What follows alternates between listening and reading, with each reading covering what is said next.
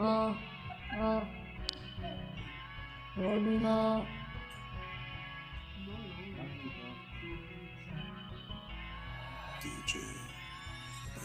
Začínalo to tak, že jsme neměli každý let. Začali jsme celá rodina úplně šílet.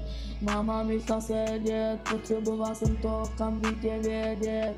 Moji brachové jezdí po kriminálu, já jsem ale skončil ve špitálu. Jsem z toho úplně v píči a nevím, co bude dál, každý má nějaké city. Máme život úplně těžký, pro nás to není lehký. Stále tu budu pro vás, nezapomenu na vás. Mama mi seděla obláda, dávej si na moji rodinu a Marian má velký sok, už je to na mě toho moc. Musíme si říct, rodina už dost. My máme rodina pojebanou nějakou zlost. A to není jen tak, mama přijela jenom za nami dvakrát.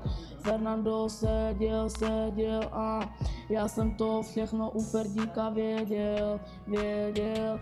A zase mají do vězení, mu to podle mě ani nevadí. Poradím ti jednu věc, já píšu tolik mamě věd. Mama až vyleze, tak mama k nám přijede.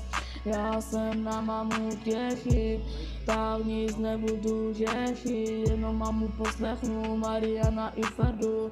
Začínalo to tak, že jsme neměli každý let, začali jsme celá rodina úplně šílet. Mama mi šla sedět, potřeboval jsem to okamžitě vědět.